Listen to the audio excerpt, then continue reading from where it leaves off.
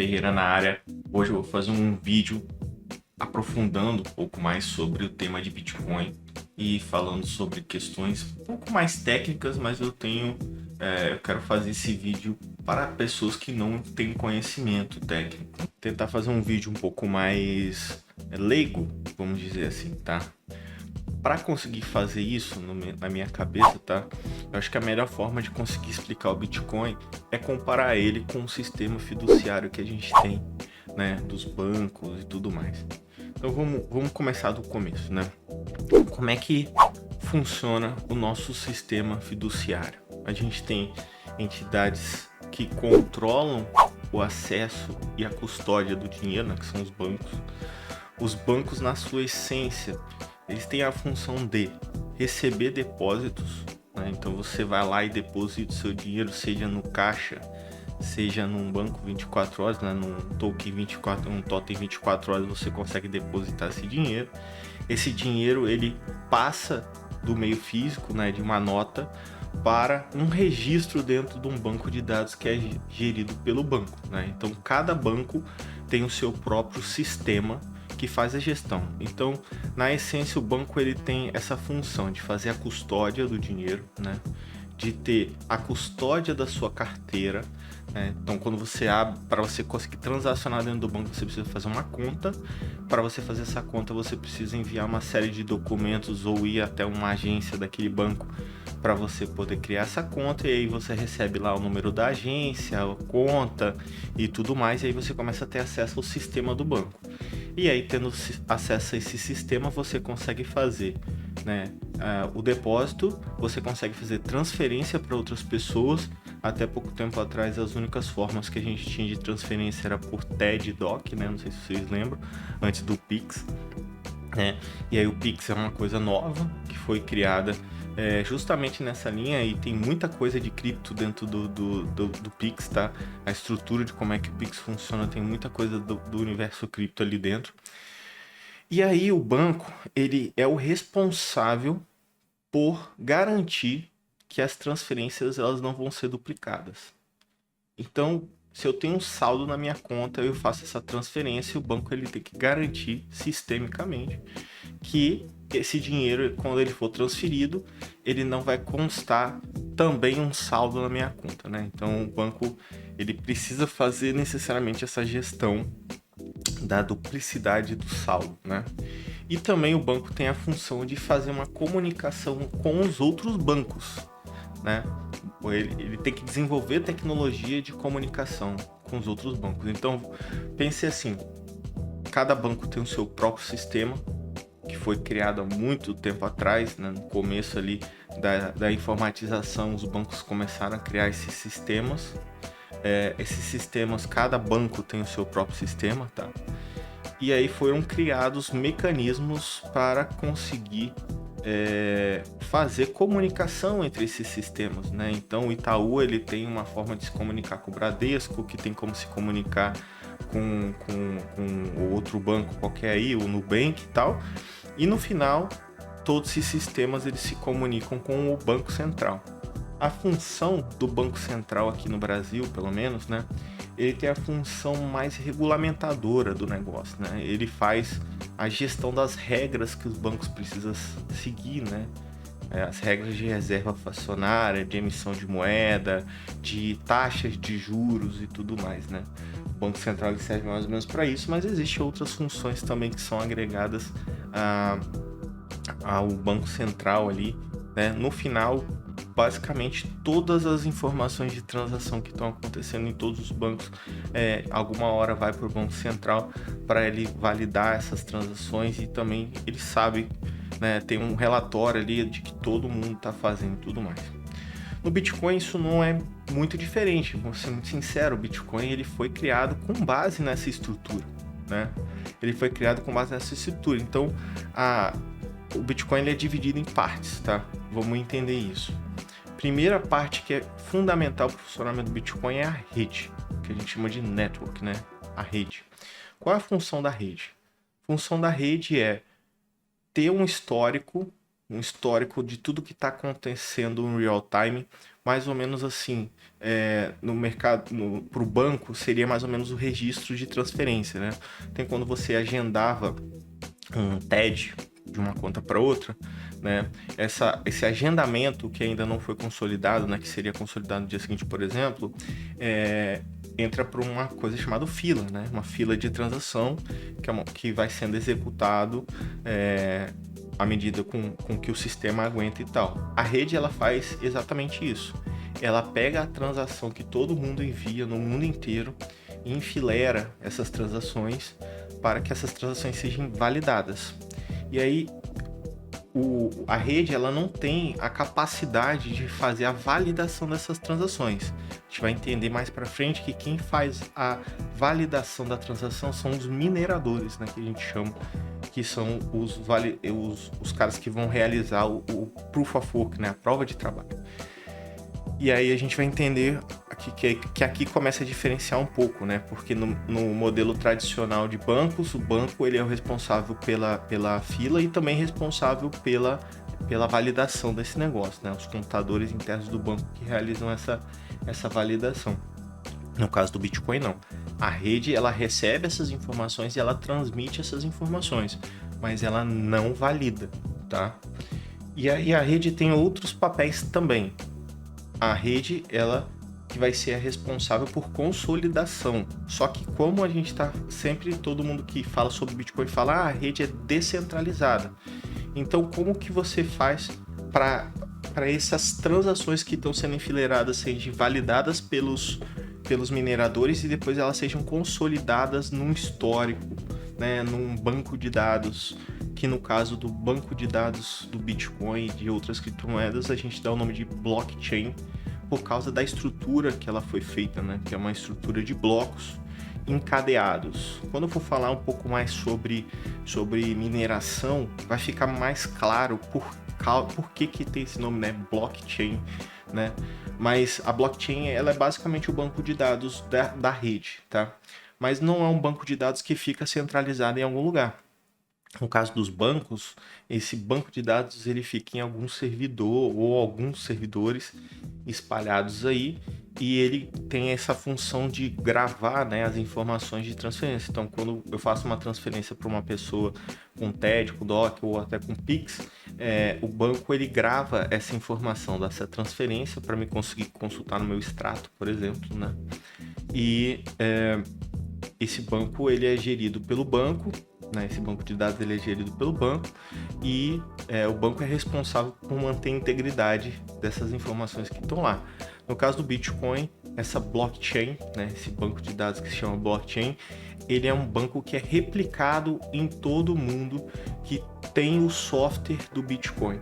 Então a rede ela é uma união de vários computadores espalhados pelo mundo que baixaram um softwarezinho, no caso do Bitcoin chamado Bitcoin Core, né? Qualquer pessoa, você mesmo pode chegar lá, digitar no Google Bitcoin Core, você baixa esse software, instala na sua máquina. Esse software ele vai baixar todas as informações de transações que aconteceram desde o primeiro dia de existência do Bitcoin, né? Desde o primeiro bloco que foi criado, né? Que a gente chama de bloco Gênesis, né? Que é o bloco que criou, originou tudo. Desde o primeiro bloco ele vai baixar todas essas informações para o seu computador e aí você começa a fazer parte dessa rede, né? E aí quando você faz parte dessa rede, a gente dá um nome para isso, né? Que é Node, né? Que é nó de validação. E o seu computador passa a ser também um elo dessa rede que tanto pode fornecer informações da blockchain, né? Ele pode fornecer informações para outros softwares que vão precisar dessa informação, né? Aí, obviamente, você pode ser um nó público ou não, né? É uma opção que você pode deixar público para outras pessoas poderem consultar, por exemplo, o saldo dentro do seu nó. Isso faz com que a rede fique bem performática, né? Que é mais ou menos como se fosse um conceito de CDN, para quem entende um pouco de tecnologia e CDN é o serviço para você distribuir um site, alguma coisa do tipo, né? Então, a rede do Bitcoin ela é a união desses computadores no mundo inteiro. Então, são milhões de computadores no mundo inteiro armazenando essas informações de blockchain e podendo consultar esse saldo e validando o que os mineradores estão fazendo. Vamos pausadamente, né? No banco normal, eu acessaria minha conta do banco, botaria lá as informações de transferência, né? Para fazer um Pix ou um TED. O banco recebe essa informação em fileira, uma hora ele processa essa informação e consolida no banco de dados deles. E aí, se for uma transferência para outro banco, ele vai comunicar para esse outro banco que houve essa transferência, vai adicionar o saldo na conta que foi cadastrada, ou o banco que teoricamente tem a conta dessa pessoa que você está transferindo pode também falar assim, essa conta não existe e tal, aí o banco também tem que fazer a devolução do teu saldo e um alerta falando, essa conta não existe, blá blá blá, né? Agora vamos para o cenário Bitcoin.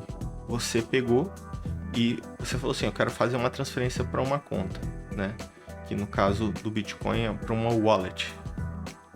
Esses termos eu tô falando assim, que é interessante para você, quando você ouvir alguém falando sobre, né, carteira, wallet e tal, você entenda que é mais ou menos parecido como se você tivesse uma conta no banco, né? E depois também eu vou falar um pouco mais sobre carteira e tal, que existe uma diferença, né, entre uma conta de banco e a wallet em termos de custódia e tal.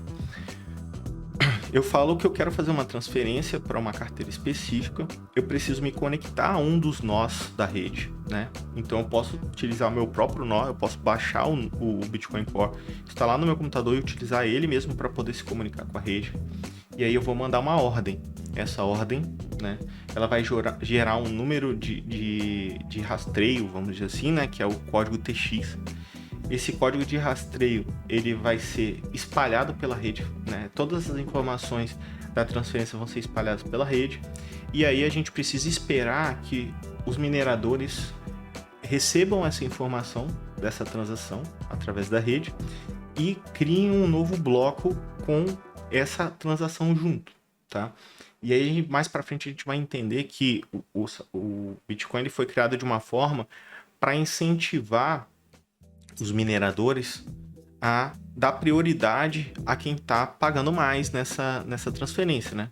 Normalmente no banco a gente tem uma taxa fixa que o banco bota lá, né? Do boleto ou do TED ou do DOC, né? No caso da rede do Bitcoin, essa taxa ela é variável. Então você pode escolher se você quer pagar mais ou menos por uma transferência, e aí quando você paga mais, obviamente que os mineradores eles vão dar prioridade na sua transferência e vão validar essa transferência mais rápida. E aí você fala assim, cara, mas como é que é feito um negócio desse, sendo que é descentralizado, né? Tem várias blockchains espalhadas com vários nós no mundo inteiro e tal, não sei o quê. Como é que é esse consenso, né? O software que gerencia, né, esse Bitcoin Core ou qualquer outro software que foi criado derivado das regras do Bitcoin, porque na prática o Bitcoin ele é um conjunto de regras que precisam ser seguidos para exercer funções dentro da rede, né? Então você pode baixar esse software e esse software ele segue à risca essas regras para poder existir dentro da rede. Então a rede por si só ela tem funções internas de autogerenciamento, né? Então a rede ela consegue avaliar se o seu nó ele tá íntegro, né? Se os registros de blockchain que estão dentro do seu nó eles são válidos ou não. E o que acontece quando alguma parte da rede parece estar suspeita, né? Os registros estão errados e tal, não sei o que. Um nó avisa para o outro falando, parece que aquele nó ali tá errado e tudo mais, né? Então os próprios nodes eles podem criar suas blacklists ali, né? De nós que parecem ser suspeitos. E quando acontece isso, cada nó também tem a funcionalidade de conseguir validar se aquele nó específico que está sendo denunciado, entre aspas, ele está íntegro ou não, né? E aí o nó pode ser excluído da rede também. O nó ele pode começar a entrar na blacklist de todo mundo por causa de uma falha de integridade. E aí ele sai da rede, né? A rede não aceita mais nada que aquele nó fala, o que é consultado ali não é uma parada válida e tudo mais. Então, na prática, o Bitcoin Core, né, o software Bitcoin Core, ele foi criado para ter vários mecanismos para tanto sincronizar informações quanto para validar as informações que está sendo recebida e também conseguir fazer uma gestão de nós que estão sendo interagidos ali, tanto para consulta quanto para escrita, né? Então você consegue fazer a validação de integridade e entender como é que está o funcionamento da rede, né? E aí você consegue fazer um sistema distribuído, né? Que todo mundo fala assim, o Bitcoin é uma rede distribuída, descentralizada, né? É justamente por causa da rede, né? E essas funções de consenso e tudo mais. E aí a blockchain, por isso que a galera fala muito da divisão do que é blockchain e o que é a criptomoeda efetivamente, né? Porque a blockchain, ela é o sistema que faz a gestão do banco, né? E o que é interessante da blockchain? A blockchain, ela precisa necessariamente conter registros do registro anterior. Então, vamos lá. Vamos dizer que eu mandei uma transação e você mandou outra transação. E aí, no primeiro nó de validação, a minha transação vai antes da sua. O que vai acontecer com a rede nesse momento, né? Se você tem um registro que está sendo diferente entre um nó e o outro, já que essas informações são descentralizadas e as validações também acontecem de forma independente, né? Você pode ter diferenças de consenso com relação a como que uma bifurcação está indo e a outra bifurcação está indo, né? Isso acontece, tá? Isso acontece com frequência, inclusive, e a rede, ela entende isso. Ela fala assim, ok, o que se faz nesses casos, né? De você ter uma divergência de informações em termos de blocos. A rede entende que na próximo bloco de validação, né? Na próxima validação que acontecer posterior a essa diferença de nós, a transação que tiver o maior tamanho, ela vai ser a principal ramificação. Então, assim, o bloco, ele contém uma série de transações. Então, isso gera um tamanho de bytes, né? Tamanho de length ali. Então, quando um bloco tem uma diferença em termos de uma parte da rede está entendendo um bloco como o válido e outra parte da rede está entendendo outro bloco como válido, o próximo bloco da sequência dessas duas cadeias que vão ser vamos dizer assim, né, o voto de Minerva ali, ó, tipo assim, ó, esse bloco dessa cadeia aqui foi maior, então é essa cadeia que a gente vai seguir, e aí toda a rede, ela vai ver essa diferença e vai fazer o merge, né? E é interessante porque você fala assim, tá, mas se você tinha duas linhas de bloco acontecendo simultaneamente e uma delas vai ser descartada, o que acontece efetivamente quando acontece esse fato, né? O bloco que foi descartado, ele não recebe nada da mineração, então cada bloco ele tem um valor para ser recebido das transações, né, e tudo mais, e eu vou falar isso com mais detalhe dentro na parte do vídeo que eu vou falar sobre Proof of Work, né? E aí, o cara que foi, de fato, a ramificação que vai ficar centralizada ali, ela que efetivamente vai receber os bitcoins, né? Então, na prática, o que você entende, cara, que o Bitcoin, ele é um sistema de computador, né? Um software de computador que tem várias funcionalidades separadas, né? O que antes era feito pelo banco, hoje é feito pelos nós de validação, pelos mineradores, e você tem a questão das carteiras. Eu vou falar um pouco mais das carteiras. E aí, falar uma parada curiosa, né, que muita gente não sabe. Por exemplo, o termo Bitcoin, ele se refere à moeda dessa rede. Então, a rede e os registros de Bitcoin, quando você está no banco tradicional, por exemplo, você está fazendo uma transação de real, né? O banco, ele vai receber em real e pagar em real, transferir em real, né? No caso da rede do Bitcoin, a moeda que foi criada, né, a moeda fictícia ali dentro, chama Bitcoin. Então você tem a Bitcoin como moeda e você tem o Bitcoin como sistema, né? Existem outras redes, né? Por exemplo, a Ethereum é super famosa, né? Então, no caso da Ethereum, por exemplo, a Ethereum é a rede a moeda dentro do Ethereum que é transacionada chama Ether, tá? Existem outras redes, por exemplo, a Polygon. A Polygon é a rede, a Mantic é a moeda. Então, existe essa diferenciação. No caso do Bitcoin, tanto a rede quanto a moeda se chama Bitcoin, né? E aí, o que você está vendo de saldo efetivamente ali, né? Os satoshis, os bitcoins, né? Satoshi nada mais é do que a fração do Bitcoin, né? Então, você tem depois da vírgula, né? Você às vezes não vai ter um Bitcoin inteiro, você vai ter 0, alguma coisinha ali que deram o nome de Satoshi para esse negócio. Então, assim, eu acredito que na parte da bifurcação ali eu entrei um pouquinho mais técnico, né? Nem deveria ter entrado nesse tema, mas acaba que eu não sigo um roteiro, né? Eu vou falando da minha experiência mesmo, né? Sem direto e reto ali para a gente conseguir ter um papo tranquilo, assim, sem muito direcionamento, vamos dizer assim, né? Vamos lá. Falando sobre carteiras, né?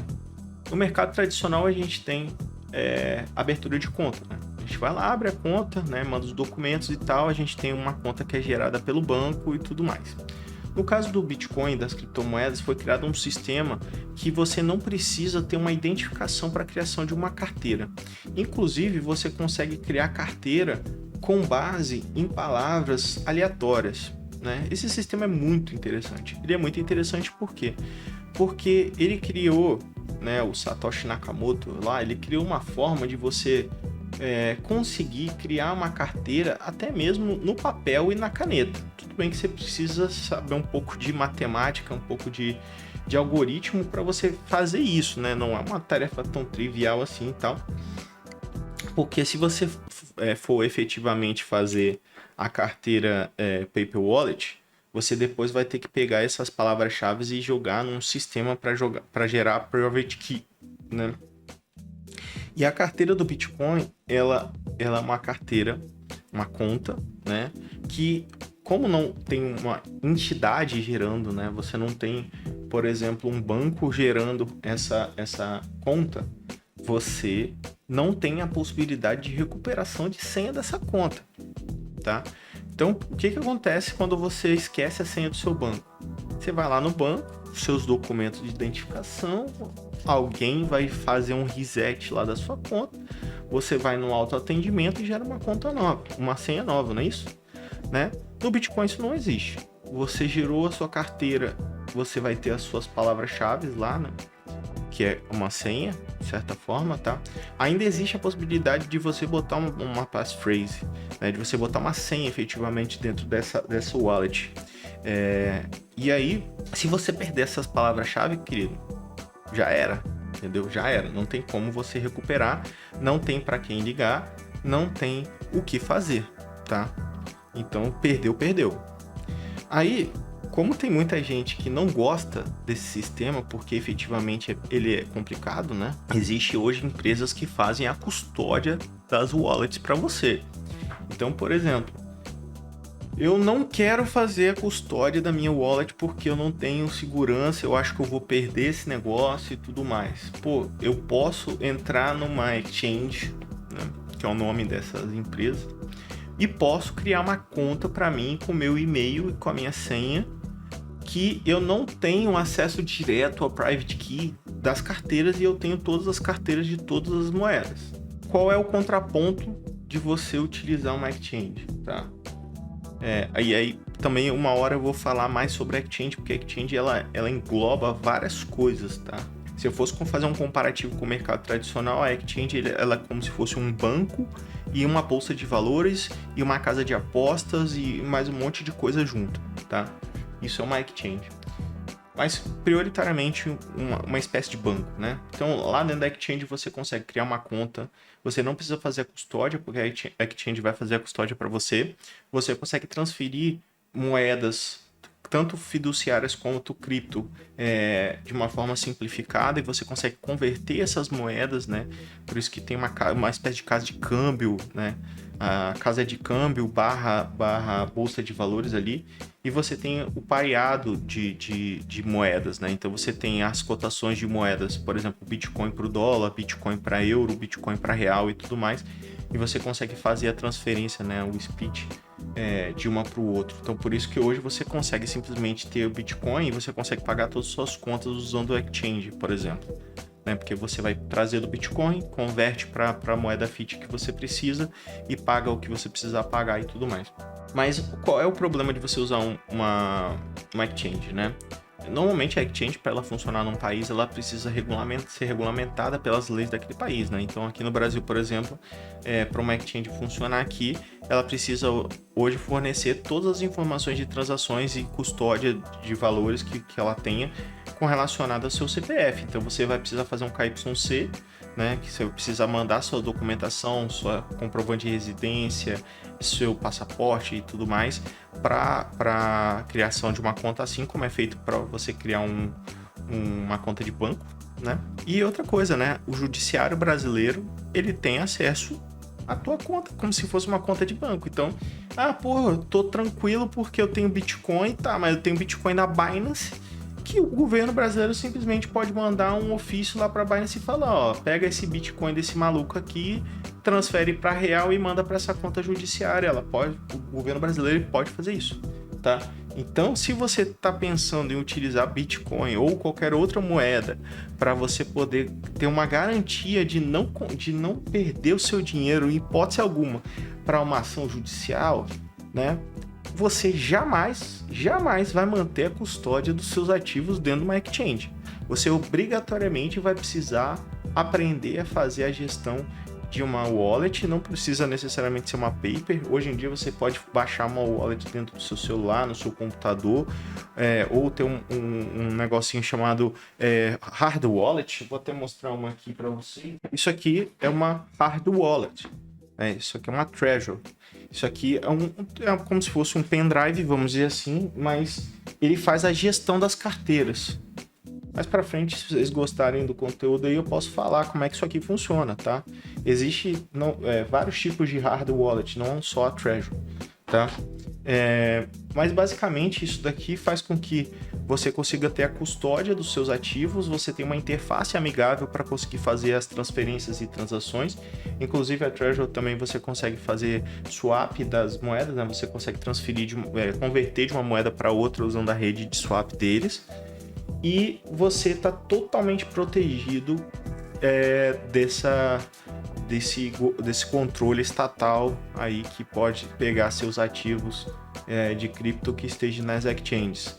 E aí, na prática, o que eu sugiro, né, para quem está começando a brincar aí com com criptomoedas, né?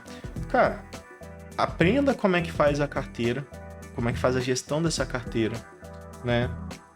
Começa a mandar um saldozinho para essa carteira.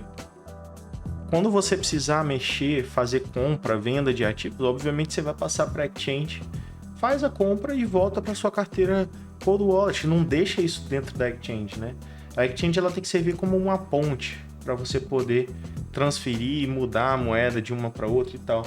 E não necessariamente você vai precisar usar a exchange para poder fazer o swap, né? Você pode fazer swap de outras formas.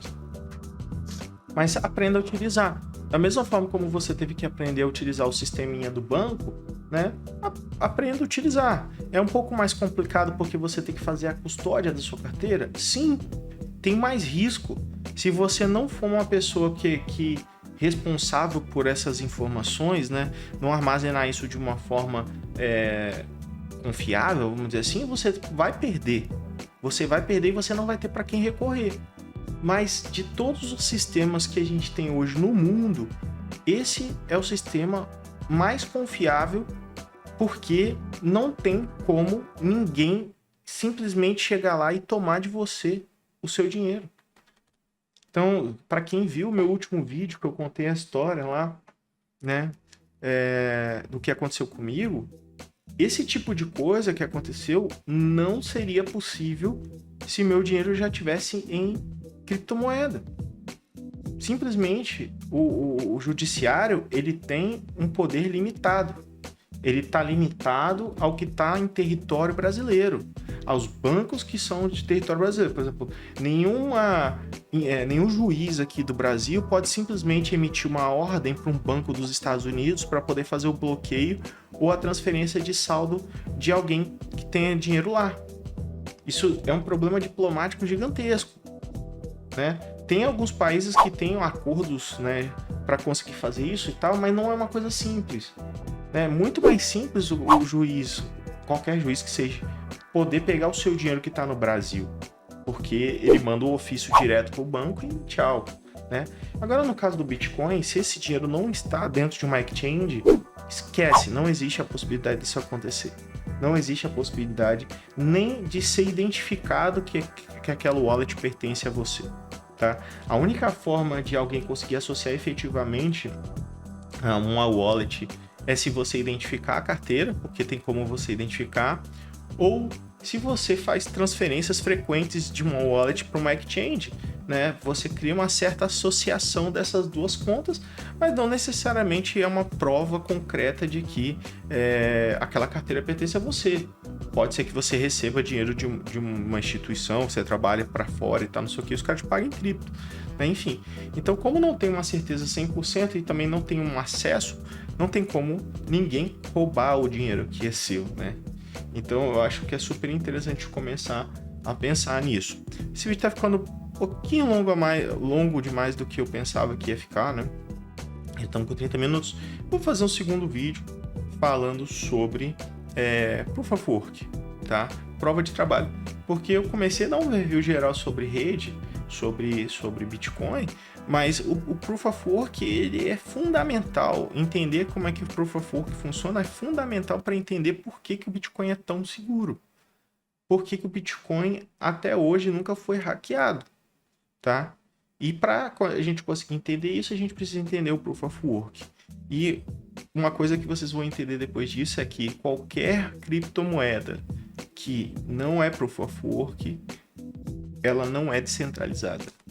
Ela não é o que o marketing dela fala que é. Por exemplo, o caso do Ethereum.